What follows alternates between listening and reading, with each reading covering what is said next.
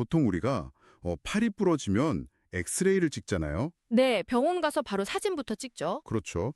그렇게 뼈가 어긋난 하얀 선을 딱 보면서 의사 선생님이 자, 여기가 부러졌네요 하면 우리는 되게 묘한 위안을 얻거든요. 아, 맞아요. 원인이 확실하게 눈에 보이니까요. 네, 문제는 선명하게 보인다는 데 있죠.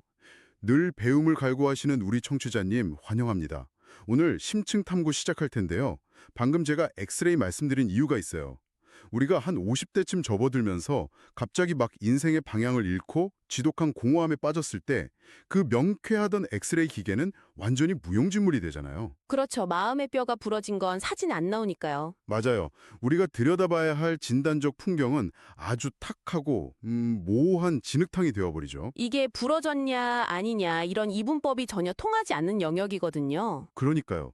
도대체 내 삶에 어디서부터 균열이 시작된 건지 왜 이렇게 매일 번아웃에 시달리면서 허무함을 느끼는지 진단명조차 알 수 없는 진짜 막막한 상태에 놓이게 되는 겁니다. 그래서 오늘 우리가 파고들 흥미로운 자료가 하나 있습니다. 바로 그 진단명 없는 공허함을 아주 파격적인 방식으로 해부하고 있는 강연 발췌문인데요. 네, 2025년 9월 18일 안양에서 진행된 강연이죠. 맞습니다. 제목이 50대인데 내가 뭘 하고 싶은지 잘 모르겠다예요. 겉보기엔 그저 흔한 중년의 진로 고민 상담 같잖아요. 제목만 보면 딱 그렇죠. 가벼운 취미를 가져보세요. 뭐 이런 조언이 나올 것 같고요. 절대 아닙니다.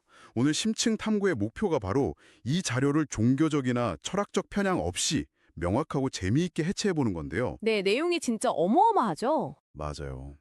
진화론적 양육 방식부터 종교 시설의 진짜 목적, 그리고 이른바 영혼 경제라고 하는 사후세계 비즈니스, 심지어 우주적 카르마까지 거대한 세계관을 넘나듭니다. 이 텍스트가 전개하는 논리의 스케일 자체가 굉장히 흥미롭습니다. 우리가 겪는 일상의 우울감이나 길 잃음의 원인을 완전히 다른 차원으로 해석하거든요. 네, 여기서 아주 독특한 개념이 하나 등장하죠. 질량이라는 단어인데요. 맞습니다. 물리적인 체중이나 무게를 말하는 게 아니고요. 아, 그럼요. 내장 지방 이런 거 아니고요. 하하하. 네. 한 인간이 가진 지적 수준, 사회적 역량, 내면의 밀도 같은 걸 뜻하는 거죠. 이 관점에서 보면 50대 부모들이 방황하는 이유가 명확해집니다. 자신들의 그 어마어마한 질량을 그저 자식 농사라는 진화기적 생존 본능에만 쏟아붓고 있기 때문이라는 거예요. 사실 역사적으로 보면 인류의 절대 다수는 생존과 번식이 유일한 목표였잖아요. 무조건 자식 많이 낳고 안 굶기고 키우는 거예요. 네, 자식을 낳고 성인이 될 때까지 그냥 혼신을 다해 키워내는 것. 하지만 과거에도 사회적 지위나 지적 질량이 컸던 왕실이나 귀족 가문의 여성들은 직접 아이를 안 키웠습니다. 유모한테 맡겼죠. 맞습니다. 자신의 에너지를 더 높은 차원의 지적, 사회적 역할에 쓰기 위해서였죠. 듣고 보니 그러네요. 그런데 현대 부모들, 특히 50대들은 역사상 가장 교육 수준이 높고 거대한 질량을 가진 세대거든요. 엄청나게 똑똑하고 역량이 넘치는 세대죠. 그렇죠. 그런데 오히려 과거의 원초적인 번식 본능, 즉 내 아이만 끼고 도는 헬리콥터 부모 방식으로 회귀해버렸다는 진단입니다. 와, 이거 들으면서 저는 스마트폰 비유가 딱 떠오르더라고요. 스마트폰이요? 네, 지금 부모들은 막 수백만 원짜리 초고성능, 최신형 스마트폰을 손에 들고 그걸로 고작 테트리스 게임만 하루 종일 돌리고 있는 셈인 거예요. 아, 너무 정확한 비유네요. 그 시스템으로는 막 세상을 연결하고 방대한 데이터를 처리해야 정상인데 테트리스만 하고 있으니 어떻게 되겠어요? 기계에 과부하가 걸리고 배터리는 방전되고 정작 자신은 원인 모를 답답함만 느끼는 거죠. 그 과부하가 바로 지금 50대가 겪는 번아웃의 실체라는 겁니다. 진짜 뼈 때리는 분석이네요. 청취자님, 이 관점대로라면 현대의 헬리콥터 부모 현상은 오히려 진화론적 퇴행이라고 볼 수도 있겠어요. 더 심각한 문제는 부모의 그 거대한 질량이 고스란히 아이에게 향할 때 발생합니다. 아이한테 향한다고요? 네, 자신을 향상시키는 대신에 그 엄청난 에너지를 오로지 자식의 입시나 성공에만 투사하잖아요. 숨 막혀. 아이 입장에서는 그 거대한 질량의 중력에 그냥 짓눌려 버리는 겁니다. 와, 부모의 따뜻한 사랑이 아니라 그 무시무시한 중력에 아이가 압사당하는 거군요. 그렇죠. 부모는 내가 널 어떻게 키웠는데 하면서 모든 걸 희생했다고 믿지만요. 사실은 지식인으로서 자신의 성장을 멈춘 대가를 아이한테 청구하고 있는 거잖아요. 맞습니다. 만약 부모가 자신의 질량을 사회를 위해 쓰지 않고 아이에게만 몰두하다가 그 자식이 사회에서 크게 빛을 발하지 못하면 어떻게 될까요? 그러면 뭐 그 부모의 삶은 완벽하게 도로아미탑을 길을 잃어버리는 거네요. 내 인생은 실패다 이렇게 되는 거잖아요. 네. 지식인이라면 자녀 양육의 굴레에서 벗어나서 자신의 멈춰버린 질량을 다시 끌어올려야만 한다는 게 이 자료의 핵심입니다. 그러면 자식 농사에 목매는 게 내 지적 용량을 채워주지 못한다면 이 넘치는 질량을 도대체 어디로 가져가서 채워야 합니까? 무언가를 끊임없이 배우고 흡수해야 할 텐데요. 여기서 이 텍스트가 아주 의외의 장소를 지목하죠. 네, 바로 산속의 사찰, 절입니다. 맞습니다. 저는 처음에 이 대목 외웠고 갑자기 불교의 귀해에서 스님이 되라는 건가? 속세를 떠나라 이렇게 생각했거든요. 하하, 그게 아니죠. 사찰을 대하는 현대인들의 태도 자체를 완전히 뒤집어버리는 제안을 합니다. 어떻게 뒤집죠? 우리가 보통 절에 가면 불상 앞에 무릎을 꿇고 무언가를 간절히 빌잖아요. 가족의 건강이나 자식의 합격 같은 거요. 그렇죠. 백팔배도 하고 향도 피우고 기복신앙의 대표적인 모습이잖아요. 그런데 이 강연에서는 사찰이 무언가를 비는 곳이 아니라 내 지적 질량을 높이기 위해 공부하는 학교 혹은 도량으로 설계되었다고 봅니다. 아, 학교요? 사실은 절이라는 게 기가 막힌 명당에 자리 잡고 있잖아요. 풍수지리적으로 완벽한 곳이죠. 물소리 들리고 새소리 들리고 조경도 기가 막히고요. 결국 그 공간은 영혼을 위해 완벽하게 세팅된 고대의 프리미엄 스터디 카페나 코워킹 스페이스였다는 거네요. 아주 정확합니다. 여기서 텍스트가 제안하는 아주 현대적이고 재미있는 솔루션이 등장하는데요. 블루투스 이어폰 말씀하시는 거죠? 네, 명당에 가서 무릎 꿇고 절을 하는 대신에 조용히 앉아서 남들 모르게 블루투스 이어폰을 꽂고 명상을 하거나 법문, 즉 진리의 가르침을 들으라는 거예요. 와, 이거 너무 힙하지 않나요? 아주 현대적이면서도 본질을 꿰뚫는 제안이죠. 그러니까 블루투스 이어폰이라는 매개체가 결국 타인의 시선이나 거추장스러운 종교의식에서 완전히 벗어나라는 거잖아요. 맞습니다. 철저히 나와 지식 사이의 연결에만 집중하라는 메타포입니다. 산속의 맑은 산소, 좋은 에너지를 온전히 흡수하면서 내 내면의 스위치를 탁 켜는 거네요. 절대자에게 내 결핍을 채워달라고 구걸하는 게 아니라요. 아, 구걸이 아니라. 네, 이미 완벽하게 구축된 그 훌륭한 인프라를 나의 내적 성장을 위해 주체적으로 활용하라는 뜻이죠. 제 생각에 우리 청취자님도 공감하시겠지만 현대인들은 그 엄청난 인프라를 거대한 우주적 자판기처럼 대하고 있는 것 같아요. 우주적 자판기요? 아, 재미있는 표현이네요. 지폐 한 장 불전함에 탁 넣고 절 몇 번 넙죽한 다음에 내가 원하는 소원이라는 캔 음료가 털컥 떨어지길 바라는 거잖아요. 네, 너무 정확합니다. 애초에 영혼의 도서관으로 지어진 곳에 가서 자판기 취급을 하니까 무언가 근본적인 오류가 생길 수밖에 없겠네요. 그렇죠. 종교시설을 우주적 자판기로 대할 때 발생하는 가장 치명적인 오류가 있습니다. 치명적인 오류요? 네, 이 텍스트에서는 그걸 돈으로 영혼을 달래려는 각종 의식들, 그중에서도 특히 천도제 같은 현상에서 찾습니다. 아, 천도제. 돌아가신 분들 좋은 곳 가라고 지내는 제사잖아요. 맞습니다. 영혼을 달래준다면서 수백, 수천만 원에 쓰는 이른바 영혼 비즈니스를 강연자가 아주 신랄하게 비판하거든요. 사실 저는 그런 의식들이 남은 가족들의 죄책감을 덜어주고 마음을 편하게 해주는 일종의 문화적 치유 과정이라고 좋게 생각했거든요. 보통 그렇게들 많이 생각하시죠. 그런데 이 세계관 안에서는 이게 완벽한 착각이자 돈 낭비, 시간 낭비로 규정되더라고요. 도대체 논리적으로 왜 그게 작동하지 않는다는 거죠? 죽은 영혼이 왜 좋은 곳으로 못 가고 이승을 헤매는지 그 근본 원인을 파고들면 이해가 됩니다. 귀신들이 왜 안 떠나는 건데요? 미련, 한, 그리고 결정적으로 무지 때문입니다. 무지요? 뭘 모른다는 건가요? 자신이 왜 그런 험난한 삶을 살다 죽었는지, 큰 틀에서 내 삶이 어떤 의미가 있었는지 전혀 깨닫지 못한 상태인 거예요. 과거의 후회나 원망이라는 굴레에 그냥 갇혀 있는 거죠. 아, 지적 성장이 멈춰버린 영혼이군요. 맞습니다. 그런데 살아있는 가족이 돈을 많이 냈다고 해서 승려나 무당이 대신 주문을 달달 외워준다고 해서 그 영혼의 무지가 갑자기 확 깨질까요? 아우, 절대 아니죠. 그렇죠. 이거는 비유하자면 내가 시험 공부를 하나도 안 했는데 브로커한테 돈 쥐어주고 대리시험 쳐달라고 하거나 돈으로 가짜 졸업장을 사는 격이네요.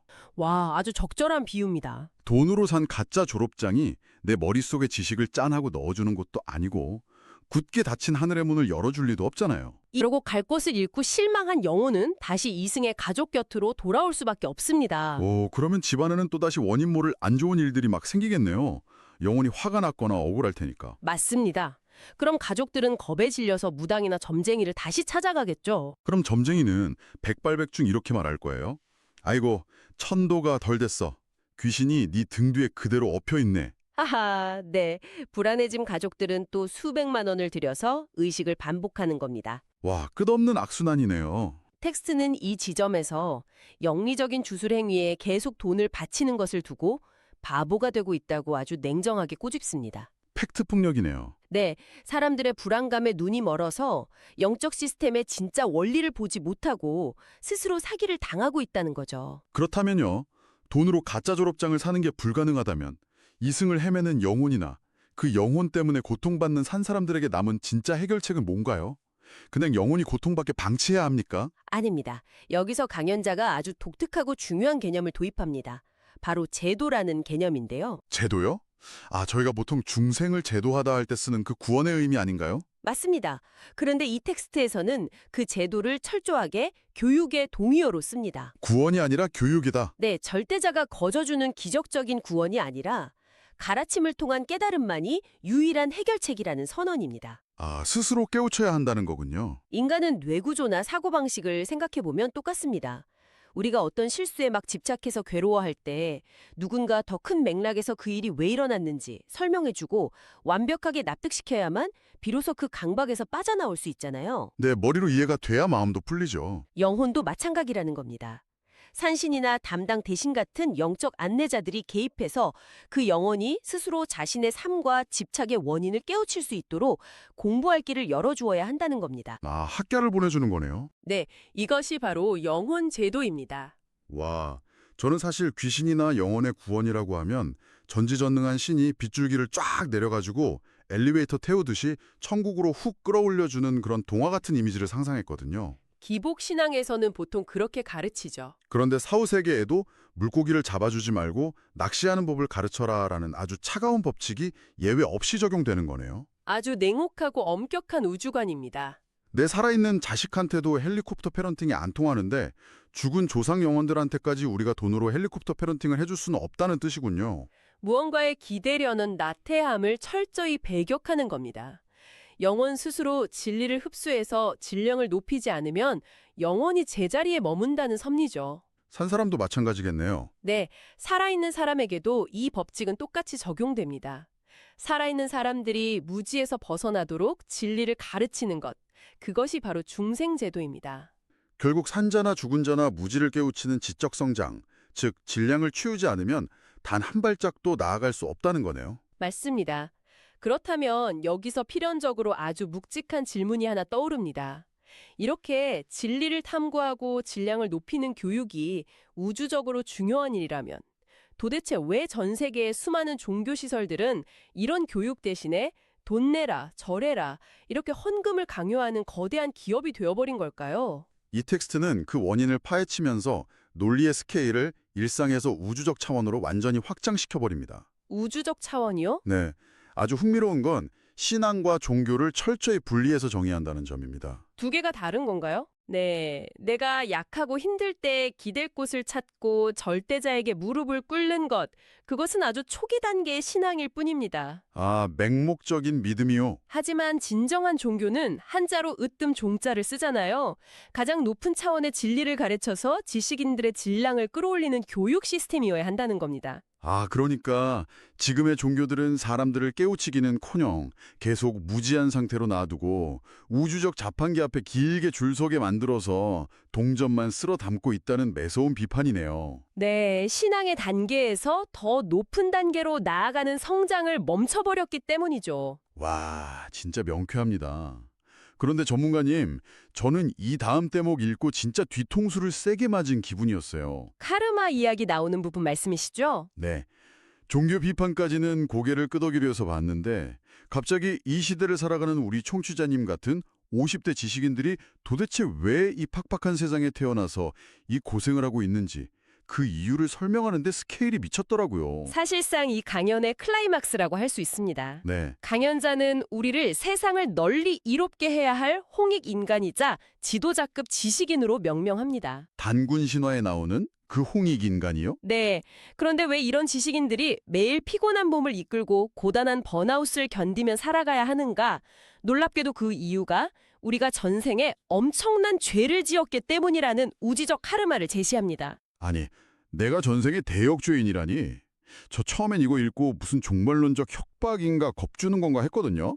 근데 읽어보니까 그 결이 좀 다르더라고요. 네, 단순한 원죄 개념이 아닙니다. 지금 이 사회 중추를 이루는 똑똑하고 역량 있는 사람들은 과거 인류 역사의 수많은 전생에서 왕실, 귀족, 권력자로 살았던 존재들이라는 겁니다. 아, 금수저였던 거군요. 네, 막강한 권력과 기회를 가졌었죠. 그런데 자신들의 무지와 이기심 때문에 수백, 수천만의 평범한 백성들을 피 흘리게 하고 희생시켰다는 겁니다. 아, 권력으로 갑질하고 사람들을 고통스럽게 만들었다. 그렇죠. 그 어마어마한 우주적 빚, 즉 업을 등에 잔뜩 짊어지고 이 시대에 다시 태어난 존재들이 바로 지금의 지식인들이라는 해석입니다. 와, 이거 진짜 도발적이긴 한데 어떤 면에서는 내 삶에 엄청나게 숭고한 책임감을 부여해주는 관점인 것 같아요. 맞습니다. 지금 50대들이 직장에서, 가정에서, 인간관계에서 느끼는 그 지독한 책임감과 가슴을 짓누르는 번아웃, 그게 단순한 현대 직장인의 스트레스가 아니라는 겁니다. 그럼 뭐죠? 내가 전생의 권력자 시절에 핍박했던 수많은 영혼들에게 진 빚을 치열하게 갚아나가는 거대한 과정이라는 거죠. 세상에. 이 논리대로라면 청취자님, 내가 아침마다 무거운 몸 이끌고 10,000원 지하철 타면서 출근하는 것도 꼴보기 싫은 상사나 거래처 사람들과 부대끼며 스트레스 견뎌내는 것도 이게 단순한 돈벌이가 아닌 거네요? 네, 일상이 영적 전투 현장이 되는 거죠. 내 업보를 청산하는 거룩한 과정이잖아요. 내 고난이 단순한 불운이 아니라 우주적 비청산의 과정이다. 이렇게 인식하면요. 당장 내일 아침 출근길 발걸음이 어떻게 느껴질까요? 빚쟁이한테 끌려가는 것처럼 더 무겁고 끔찍할까요? 아니면 마침내 이 알 수 없는 고통의 실체를 알았으니까 마음이 좀 홀가분해질까요? 강연자는 후자를 강력하게 지지합니다. 왜냐하면 이 거대한 빚을 갚고 업을 소멸시키는 아주 명확하고 유일한 해법을 함께 제시하거든요. 그 해법이 뭡니까? 어디 가서 싹싹 빌어야 하나요? 아닙니다.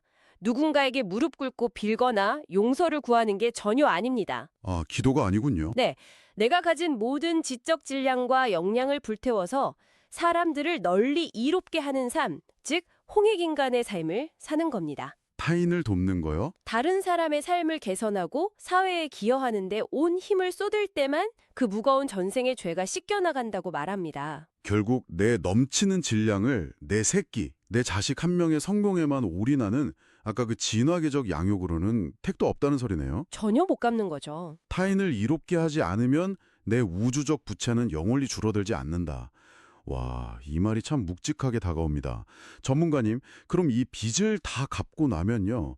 우리에겐 어떤 결말이 기다리고 있는 건가요? 우주적 관점에서의 가장 영광스러운 졸업을 맞이하게 됩니다. 졸업이요? 네, 사람들을 널리 이롭게 하고 이 생을 마감할 때 우리의 영혼은 그 무거운 빚을 다 털어낸 아주 가벼운 신이 된다고 강연에서는 표현합니다. 가벼운 신이요? 더 이상 이 무겁고 고통스러운 인간의 육신, 즉 인육이라는 굴레를 뒤집어 쓰고 지구에 다시 환생할 필요가 없는 겁니다. 궁극적인 해탈과 자유를 얻게 되는 거죠. 이야, 궁극적인 졸업이네요. 윤회의 사슬을 탁 끊고 스스로 걸어 들어가는 천국이군요. 맞습니다. 50대의 평범한 진로 고민에서 시작된 이야기가 진화론적 양육, 영혼의 스터디 카페, 우주적 비청산, 그리고 해탈까지 이뤄졌습니다. 그야말로 지적 롤러코스터를 탄 기분인데요.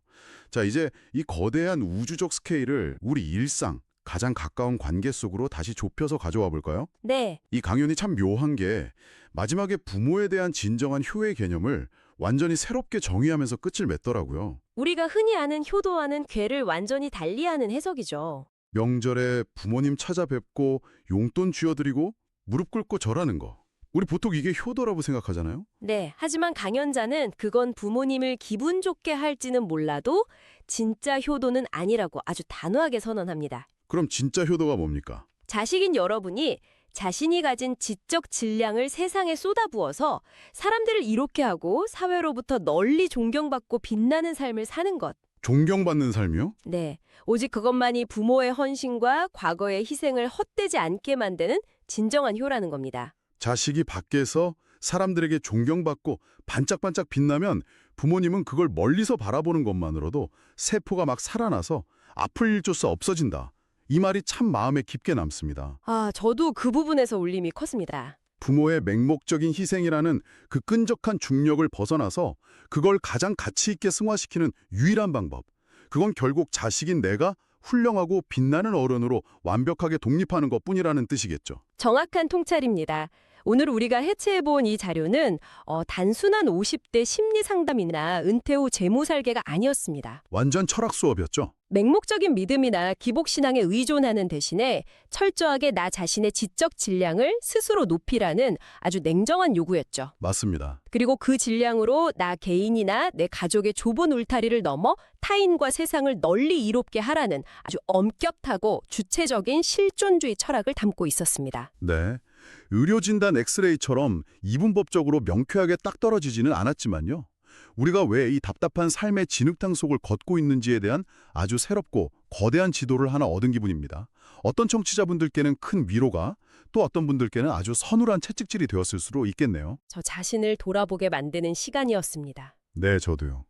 자, 오늘의 심층 탐구를 마치면서 우리 청취자님 마음에 오래도록 파장을 일으킬 도발적인 질문을 하나 남기고 싶습니다. 네. 만약 오늘 다룬 이 프레임워크처럼 우리가 인간으로 존재하는 궁극적인 이유가 내 지식과 에너지로 타인을 깊이 이롭게 해서 다시는 이 무거운 육신으로 환생하지 않는 것이라면 당장 오늘 이 방송을 끄고 문을 딱 나서서 가장 먼저 마주칠 사람, 직장 동료일 수도 있고 가족일 수도 있겠죠. 네, 혹은 엘리베이터에서 마주치는 이웃일 수도 있고요.